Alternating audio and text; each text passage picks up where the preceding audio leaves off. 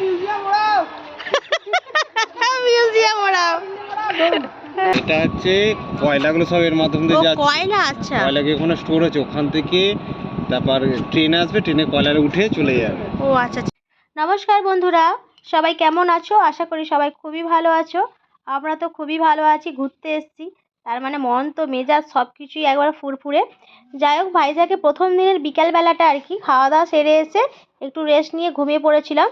4টে না বাজতে বাজতেই টেনে তুলে দিয়েছে যে চলো ঘুরতে যাব।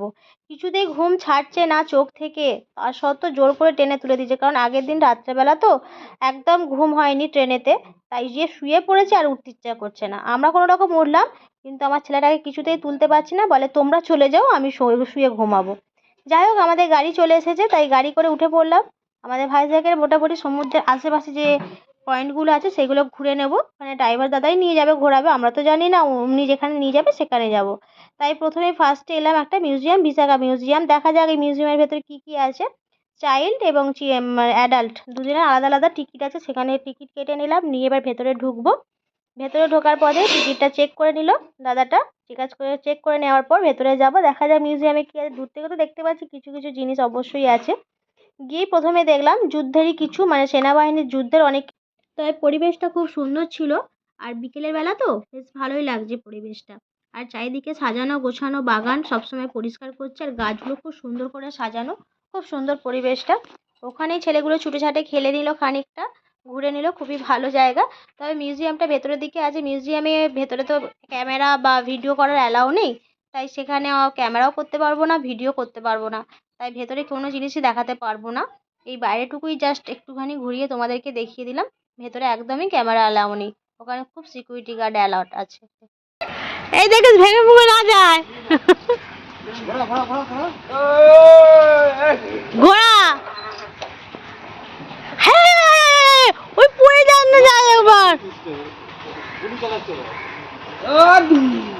মিউজিয়াম ওরাও। মিউজিয়াম থেকে বেরিয়ে পড়লাম। মিউজিয়ামে বললাম না ক্যামেরা অ্যালাউ নেই, তাই ওখানে মানে চেষ্টা করেছিলাম, ওরা ওখানকার সিকিউরিটি গার্ডেরা মানে বারবার বারণ করছে যে এখানে ক্যামেরা বের করবেন না, বের করবেন না, তাই করতে পারিনি, বাইরে চলে এসেছি। এবার যাচ্ছে দাদা নিয়ে এখন পাহাড়ের ওপরে। পাহাড়ের ওপরে আছে কি না, একটা খ্রিস্টানদের চার্চ আছে বিশাল বড়, আর ওখান থেকে পুরোপুরি জাহাজ বন্দরটা দেখা যায়। খুবই সুন্দর একবার ভিউ পয়েন্ট ওখানটা আছে, তাই ওখানটায় নিয়ে যাচ্ছে। উপর থেকেও মানে দেখতে এত ভালো লাগছে কি বলবো, আর দূর থেকে সেই মন্দিরটা এত অপূর্ব লাগছে দেখতে, আর সূর্য মামা এদিকে অস্তও যাচ্ছে আস্তে আস্তে। আর মানে এত সুন্দর লাগছে বিকেলের ওয়েদারটা, ওখানে উঠে সত্যি বলতে খুবই একবার অপূর্ব অপূর্ব দৃশ্য লাগছে ওখানটা উঠে। আর ওখানে গিয়ে গাড়ি দাঁড়িয়ে যাবে, আর যাবে না, ওখানে নামিয়ে দেবে। ওখান থেকে আমরা হেঁটে ভেতরের দিকে যাব, যেখানে যে চার্চটা আছে ওখানটায় যাব। তাই দাদা বললো যে এখানে তোমাদেরকে নেমে যেতে হবে, আমি আর যাবো না ভেতর দিকে। তাই অনেক গাড়ি দাঁড়িয়ে আছে, তাই আমাদের গাড়িটা ওখানেই দাঁড়াবে আর কি। দেখতেই পাচ্ছ সূর্যিমামা অস্তের পথে, একবারে সন্ধে সন্ধে হয়ে যাচ্ছে। তবে ওখানে একটা জিনিস দেখলাম, আমাদের এখানে যেমন শীতের সময় 5টা না বাজতে বাজতে একবারে অন্ধকার হয়ে যায়, কিন্তু ওখানে সেটা দেখলাম না। ওখানে মিনিমাম 6টা বাজলে তবে হালকা হালকা অন্ধকার দেখা যায়, তার আগে অন্ধকার হয় না। এইটাই তফাৎ দেখলাম, যেহেতু ওয়েদারটা ওখানে একদমই গরম ওয়েদার, সেই কারণেই মনে হয়তো হবে জানি না। আমাদের এখানে দেখছি 5টার সময় অন্ধকার, ওখানে 6টার সময় অন্ধকার হচ্ছে না, তাই সূর্যিমামা প্রায় অস্ত যায় পথে। আর এখান থেকে দেখতে পাচ্ছ জাহাজ বন্দর, এই যে একটা মানে নদী মতো বেরিয়ে গেছে, আর আশেপাশে পাহাড়, আর সুন্দর একবারে। ওখানটা খানিকটা সময় দাঁড়াবো, দাঁড়িয়ে পাশেই আছে খ্রিস্টানদের চার্চ। এই যে যাই ভেতরে যাই, গিয়ে দেখি কীরকম কী ব্যবস্থা। চলে এলাম চার্চের কাছে, তবে চার্চের ভেতরে এখনো যাইনি, এটা জাস্ট বাইরের দিকটা। মানে এখানে মানে প্রোগ্রাম হয়, ওনাদের কিছু প্রোগ্রাম হয়, আর এখানে দেখতে পেলাম ভালো লাইট পত্র দিয়ে ভালো সাজাচ্ছে। জানি না কেন, হয়তো সামনে 25শে ডিসেম্বর, মানে কি খ্রিস্টানদের মানে বিশাল বড় একটা দিন। আমরা জানি যে যীশু খ্রিস্টের জন্মদিন যেটাকে পালন করা হয়, সেই কারণে মনে হয় যে এরিয়াটা ভালো করে সুন্দর করে সাজাচ্ছে লাইট পত্র দিয়ে। আর প্লেসটা বিশাল বড়, অনেক লোক একসঙ্গে বসে হয়তো কিছু হয়তো হয়, প্রোগ্রাম হয় এখানে অবশ্যই।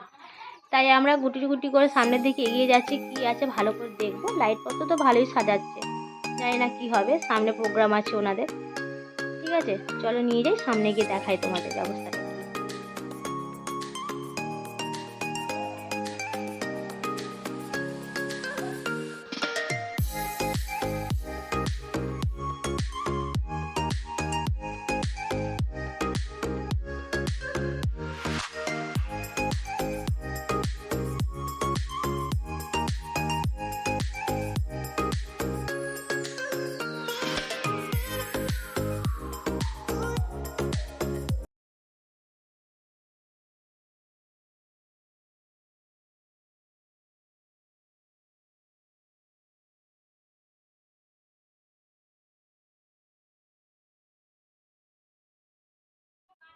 দেখা হয়ে গেল, দেখে বেরিয়ে এলাম। বেরিয়ে এবার পাশের দিকে যাব, পেছন দিকটা আর কি। ওখান থেকেও ভিউ পয়েন্টটা খুব সুন্দর দেখা যায়, তাই পেছন দিকটা যাবো বলে বেরিয়ে এলাম। আস্তে আস্তে যাই, এবং চার্চের ভেতরেও যাওয়ার ইচ্ছা আছে। ওরা বলছে যাবে না, দেখা যাক। ওরা না গেলেও আমি তবে চার্চের ভেতরে যাব, কারণ সচরাচর আমাদের চার্চের ভেতর যাওয়া হয় না, আমাদের দেখাও হয় না চার্চের ভেতরে কি হয় না হয়, দেখা হয় না। সেই জন্য চার্চের ভেতর অবশ্যই গেলাম, গিয়ে দেখলাম পরিবেশটা কেমন। তবে ওরা কেউ এলো না, বলে আমরা যাব না, তুমি যাও। তাই আমি একাই এলাম। এসে দেখছি কি সুন্দর দেখতে লাগছে, চারিদিকটা এত সুন্দর করে সাজানো আছে যীশুখ্রিস্টকে, মানে ভগবান যীশুখ্রিস্টকে এত সুন্দর করে সাজিয়ে রেখেছে, এত সুন্দর লাগছে কি বলবো। অনেকে ওখানে বসে প্রার্থনা করছে, সব করছে, ধূপ জ্বালছে, প্রদীপ জ্বালছে, বাতি জ্বালছে, প্রার্থনা করছে। কি অপূর্ব লাগছে মানে ওখানটার পরিবেশটা। যাই হোক, একটু ঘুরে ঘাড়ে দেখে নিলাম, দেখে নিয়ে আর একবারে নিরিবিলি শান্ত পরিবেশ, একটা শব্দ শোনা যায়নি। এটা হচ্ছে কয়লাগুলো সব এর মাধ্যমে দিয়ে যাচ্ছে। কয়লা, আচ্ছা। কয়লাকে ওখানে স্টোর আছে, ওখান থেকে তারপর ট্রেন আসবে, ট্রেনে কয়লারে উঠে চলে যাবে। ও আচ্ছা আচ্ছা, এখান থেকে কয়লাগুলো আসছে, জাহাজে করে আসছে কয়লাগুলো। ওই দেখো ওখান থেকে আসছে, ওখান থেকে করে চলে আসছে ও, গিয়ে ওই ওই ওই ওই মাধ্যমে চলে আসছে, মেশিনের মাধ্যমে। আর আচ্ছা, এদিক থেকে আসছে, এখান থেকে ও আচ্ছা, চেন সিস্টেম করা আছে। ট্রেনে করে পুরো এখানে বৃষ্টি বৃষ্টি হলো যাতে না ভিজে, সেই জন্য উপরে সেট করা আছে। ও সব জায়গা থেকে দেখো, সব জায়গাতে হ্যাঁ, কয়লা হ্যাঁ, সব হ্যাঁ। আসছে। এসে ট্রেনে কভার হচ্ছে আর চলে যাচ্ছে ওখান অত থেকে। কয়লা আছে না, একবার আগুন লাগলে কি হবে পুরো। ওরে গোটা বিশাখাপত্তনম পুড়ে যাবে আর। যাই হোক, গোটা মানে পরিবেশটা ঘুরে দেখে নিলাম, খুব সুন্দর লাগলো। ওখানটা কিছুক্ষণ সময় সময় কাটালাম, আর দূর থেকে একটা জাহাজ, বড় জাহাজ দেখলাম, ভালো লাগলো আর কি। ওখান থেকে নেমে এলাম, প্রায় অন্ধকার হয়ে আসে আসে, মানে এখনো হালকা হালকা বিকাল আছে, অন্ধকার প্রায় হয়নি, তবে 6টা বেজে গেছে, বললাম না 6টা বেজে গেছে, তবে এখন অন্ধকার হয়নি। তাই সমুদ্রের ধারেই ওখানে আছে মিউজিয়াম। এখানেও একটা মিউজিয়াম হলো সাবমেরিন। যেখানেই যাও সেখানেই টিকিট কাটো, টিকিট না কাটলে ঢুকতে দেবে না, সব জায়গাতেই টিকিট না কাটলে কোথাও প্রবেশ করা যাবে না, এরকম আর কি। যাই হোক, টিকিট কাটা হলো, কেটে ঢুকলাম, এবং ঢোকার আগেই বলে দেওয়া হলো মানে ক্যামেরা করতে গেলে তোমাকে 200 টাকা ক্যামেরার জন্য দিতে হবে, আর ফোনের মধ্যে ভিডিও করতে গেলে 50 টাকা দিতে হবে। আমাদের সঙ্গে ক্যামেরাও ছিল, তবে ক্যামেরাটা কোনো বিল করা হয়নি, কারণ ক্যামেরা আমরা করব না। তাই একটা ফোনের পারমিশন করা হয়েছে, সেই 50 টাকা নিয়েছে, এবং পার হেড তো আছেই। তাই একটা ফোনেরই পারমিশন করিয়ে ভেতরে ঢুকেছি। তাই অনেকে চেক করে নিচ্ছে, এই ক্যামেরা করবে না, ক্যামেরা করবে না। আমরা দেখালাম যে না, আমাদের ক্যামেরা করছি না, আমাদের ফোনের পারমিশন করা আছে। এটা হলো সাবমেরিন, মানে জলের নিচে দিয়ে সাবমেরিন যায়, সেইটারই মানে আমাদের সেনাবাহিনীরা যেসব যুদ্ধের কাজে ব্যবহার করে যে সাবমেরিন, সেইটাই সব যন্ত্রপাতি কিভাবে থাকে, তারা কিভাবে তাদের জীবনযাপন কাটায়, সেই সাবমেরিনের ভেতরে কিভাবে তারা কাজকর্ম করে, সবটাই এর মধ্যে আছে। এবং জিনিসপত্রগুলো অরিজিনাল, এবং মানুষগুলো হলো মডেল, সেইগুলো ভাবে ওদের করে রেখেছে। এবং মানে সামনাসামনি যে এরকমভাবে দেখবো এইসব জিনিসগুলো সচরাচর তো দেখাই যায় না, এবং আমাদের এসব চোখেও পড়ে না, সেইগুলোই দেখার জন্য এটার ভেতরে বিশাল বড়, এক প্রান্তে ঢুকলাম, বেরালাম আর এক প্রান্ত দিয়ে, মানে বিশাল বড় সাবমেরিন ভেতরটা। শুধু মনে মনে ভাবছি এখানে সেনাবাহিনীরা এত কষ্ট করে থাকে, সেইটাই মনের মধ্যে একটা করে ভাবনা হচ্ছে যে এত কষ্ট করে ওরা চাকরি করে এই সেনা মানে এর ভেতরে, সাবমেরিনের ভেতরে জলের তলায়, তাও প্লেসটা এত শর্ট কি বলবো। তবে ভেতরের মধ্যে ঢুকে পড়েছি, এত মানে কষ্ট হচ্ছে গরমে। তবে গরম হলে কী হবে, এসি চলছে অবশ্যই, যে পাইপগুলোর মাধ্যমে একটা করে ফুটো করে দেওয়া আছে, ওখান থেকে এসির হাওয়া, ঠান্ডা হাওয়া বেরোচ্ছে আর কি। তা সত্ত্বেও প্রচুর লোক ঢুকে পড়েছে, তো তাই যেন প্রচণ্ড গরম হচ্ছে। এই যে ওনাদের শোয়ার ব্যবস্থা আছে, ছোট্ট ছোট্ট বেড, এক একটা মানে রুমের মধ্যে ছোট ছোট 3জন করে বেড। এখানে হচ্ছে ডাইনিং, এখানে খাওয়া দাওয়া করছে, ডাইনিং টেবিল পাতা আছে, খাওয়া দাওয়া করে এইভাবে। মানে ওনাদের জীবন কাহিনিটা পুরোপুরি এখানে তুলে ধরেছে, ওনারা কীভাবে থাকে, কীভাবে খাওয়া দাওয়া করে, কীভাবে শয়, কীভাবে টয়লেট ইউজ করে, সব কিছুই এখানে তুলে ধরেছে। কীভাবে রান্না করে, একবারে শর্ট প্লেসের মধ্যে কিভাবে ওরা থাকে, সেটাই দেখার জন্য এইটাকে করা হয়েছে আর কি। এই যে ওনারা শুয়ে আছে, সেটাও দেখাচ্ছে আর কি। আর শুধু ভাবছি এত যন্ত্রপাতি থাকে এর মধ্যে, এত যন্ত্রপাতি, এত তার, এত কিছু কী করে মেনটেন্স করে, কী করে সব করে, এইটাই মনের মধ্যে সবসময় হচ্ছে। এত যন্ত্রপাতি, এত তার মেনটেন্স করার মধ্যে মানে ব্রেনটাও তো চাই, কী করে করে, সেইটাই মনের মধ্যে সবসময় এটা হচ্ছে আর কি। দেখছি আর মনে মনে ভাবছি আর কি। যাও, খারাপ না, খুব সুন্দর জিনিস, বাচ্চাদের শিক্ষণীয় বিষয়। ওরাও জানতে পারলো, বাচ্চাগুলোও জানতে পারলো যে জিনিসটা কীরকম হয়, জলের তলাতে যায় যে ব্যাপারটা, জিনিসটা কীরকম হিসাবে যায় সেইগুলোই। এই যে এখানেও অনেক রকমের যন্ত্রপাতি আছে, সবগুলোই দেখে নিলাম, বেশ সুন্দর জিনিসটা। চলো আস্তে আস্তে গুটি গুটি করে যাই। তবে আমাদের সামনে যে দাদাগুলো এগোচ্ছে না, ওনাদের পারমিশন করা নেই ফোনে, তা সত্ত্বেও লুকিয়ে লুকিয়ে ভিডিও করছে। মানে সত্যি মানুষ পারে না এমন কোনো জিনিস নয়, লুকিয়ে লুকিয়ে ওনারা ভিডিও করছে, ওনাদের চোখে পড়বে না আর কি। যাই হোক, যে যার সেফটি সে তার কাছে, আমাদের জানার দরকার নেই। চলো আস্তে আস্তে গুটি গুটি করে সামনের দিকে এগোই। এবার ঢুকে পড়েছি, খালি মনে হচ্ছে কখন বেরোই কখন বেরোই, কারণ অনেকটা ভেতরে, অনেকটা ডিপ আর কি। খালি মনে হচ্ছে কখন ওখান থেকে বেরোবো আর কি। আর এতটা গরম হচ্ছে আর কি। এই আস্তে আস্তে নামবো নিচের দিকে, নেবে আর একটুখানি গেলেই বাইরে বেরিয়ে যাব।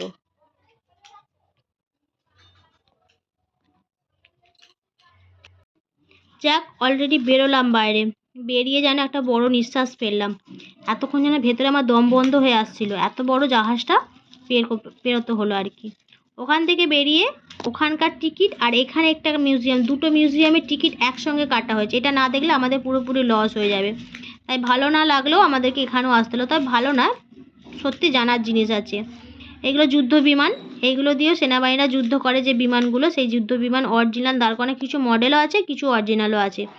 বিশাল বড় জায়গাটা, এত প্লেসটা বিশাল বড়, 2তলা 3তলা হাইটের সমান প্লেসটা। কিভাবে সেনাবাহিনীরা তাদের বিমানগুলো চালায়, কার মধ্যে কি আছে, কি রকম টায়ার ব্যবহার করে, কি রকম কি যন্ত্র ব্যবহার করে, সব কিছু, এই যে সব কিছু আলাদা আলাদা পার্টসগুলোকে রেখে দিয়েছে এবং সেইগুলোকে দেখানোর জন্য। প্রত্যেকটা আলাদা আলাদা পার্টস, মানে যুদ্ধ বিমানের প্রত্যেকটা আলাদা আলাদা পার্টসকে রেখে দিয়েছে, সেইগুলোই মিউজিয়ামের মধ্যে রেখে দিয়েছে। এইটাও একটা আলাদা পার্টস। আমরা তো জানি না কোথায় কি থাকে, জাস্ট আছে দেখে নিলাম আর কি। এই যে সব করা লেখা আছে কোনটা কি পার্টস, সেইগুলোই। বেশ সুন্দর জিনিসগুলো, জানা ছিল না, সেগুলো জেনে নিলাম। তবে অনেকটা সময় ধরেই ঘুরলাম, কারণ এগুলো তো চট করে হয় না, অনেকটা বিশাল বড় যেহেতু এরিয়া, 1তলা 2তলা 3তলা, 3তলা পর্যন্ত একই জিনিস একই রকমভাবে চারিদিকে মিউজিয়ামটা করা আছে। এই হলো অরিজিনাল যে বড় যে এটা হয়, যুদ্ধ বিমান হয়, সেইটা এখানে অরিজিনালভাবে টাঙানো আছে। বিশাল বড়, সামনে থেকে না দেখলে বিশ্বাস করতে পারবে না, এত বিশাল বড় জিনিসটা ওপর থেকে ঝোলানো আছে। তাই তোমার দাদাকে বলছি, জিনিসটা যে এরমভাবে ঝুলিয়ে রেখেছে, ছিঁড়ে পড়ে যাবে না, বলছে যে না, ওরা সেভাবেই বেঁধে রেখেছে আর কি। এত বড় বিমানটা সেভাবেই ওরা বেঁধে রেখেছে। এই যে ক্যাপ্টেনরা এখানে থাকে, পাইলট ক্যাপ্টেন সব কিছু এখানে তাদের মডেল করে রেখে দেওয়া হয়েছে। এই যে এটা সামনে দিয়ে তোমাদের দেখালাম, পুরোপুরি অরিজিনাল। এইটা এই বিমানেই ওনারা যুদ্ধ করে আর কি, অরিজিনাল যুদ্ধ করে এই বিমানে।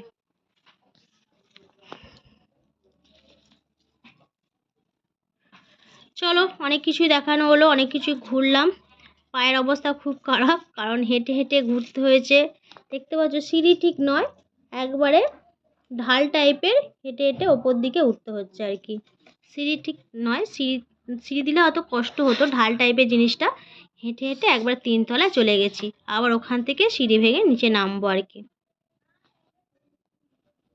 এর বাইরে বেরিয়ে এলাম, বাইরে বেরিয়ে এখানেও দেখি বিশাল বড় একটা হেলিকপ্টার দাঁড় করানো।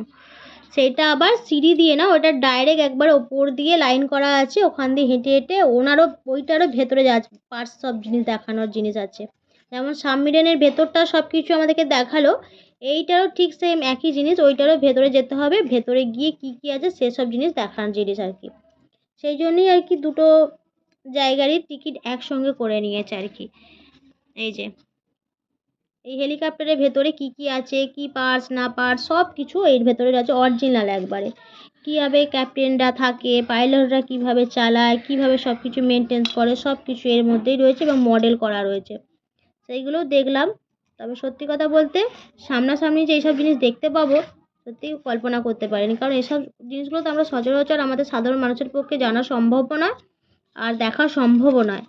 তাই ওখানে না গেলে এইসব জিনিস দেখাও যাবে না, আর বোঝাও যাবে না যে হেলিকপ্টারের ভেতরে কী থাকে, যুদ্ধ বিমানের ভেতরে কী থাকে, সাবমেরিনের ভেতরে কী থাকে, সব কি সাধারণ মানুষের পক্ষে জানা সম্ভব? কখনোই নয়।